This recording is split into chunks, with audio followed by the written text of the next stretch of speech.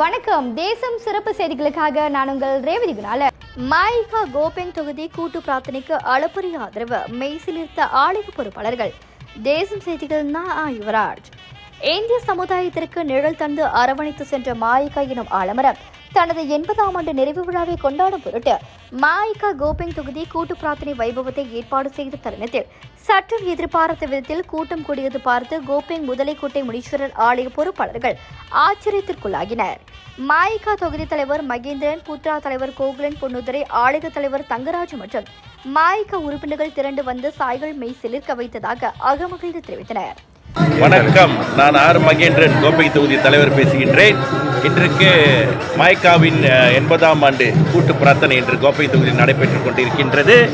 இந்த கூட்டு பிரார்த்தனை எதற்காக என்று கேட்டால், இன்று நமது மக்களிடையே ரொம்ப பிரிவினைகளும் நல்ல எதிர்ப்புகளும் தீய சக்திகள் ஊடுருவுகள் அதிகமாக இருக்கின்றது. இதெல்லாம் நம்மளை விட்டு விலக இன்று மிக பிரம்மாண்டமாக நம்ம இந்த ஏற்பாடுகளை செஞ்சுருக்கோம். இந்த கூட்டு பிரார்த்தனை மிக சிறப்பாக இன்றைக்கி மழை இல்லாமல் நல்ல அழகாக இருக்குது. இந்த வானமும் இறைவனும் நம்மளுக்காக நல்ல வாக்குகளை கொடுப்பார் என்று நம்பிக்கையோடு எதிர்பார்க்கின்றேன். நன்றி, வணக்கம். அனைவருக்கும் வணக்கம்.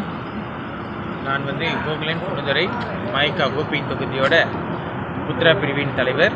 இன்று நம்ம முதலக்குட்ட முனீஸ்வரர் ஆலயம் கோப்பையில் 21ஆம் தேதி 5ஆம் மாதம் 2026 நம்மளோட கூட்டு பிரார்த்தனை நடைபெற்றிருக்கு. இது நம்ம மாயிகாவோட 80ஆம் ஆண்டு முன்னிட்டு இந்த விழாவை மலேசியா முழுவதும் எல்லா தொகுதியிலும் இது நடைபெற்றிருக்கு. ஒரே நாளில் ஒரே நேரத்தில் இந்த நிகழ்ச்சி ஒரு அருமையான ஒரு நிகழ்ச்சி நம்ம டான்ஸில் ஏற்பாடு பண்ணியிருக்கிறாரு. இந்த நிகழ்ச்சி நிறைய பேர்த்துக்கு ஒரு பயன் அடையுமாறு இருக்குது. இதில் முக்கிய இது என்னதுன்னா, நம்ம இந்திய சமுதாயம் பின்தங்கி போய் நிறைய பிரச்சனைகள் நடைபெற்று இருக்கிறதுனால அவங்களுக்காக இன்றே நம்ம இந்த கூட்டு பிரார்த்தனை ஏற்பாடு பண்ணியிருக்கோம். வணக்கம்.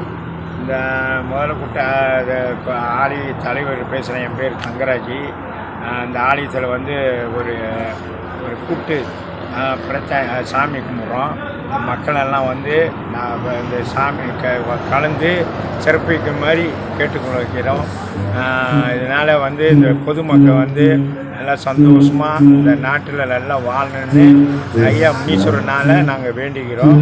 எல்லா மக்களும் நல்லா இருக்கணும். அதனால் ரொம்ப நன்றி. புதிய உறுப்பினர்கள் திரண்டு வந்தது ஒரு மைல்கல்லாக அமைந்துள்ளதாகவும் அவர்கள் தெரிவித்தனர்.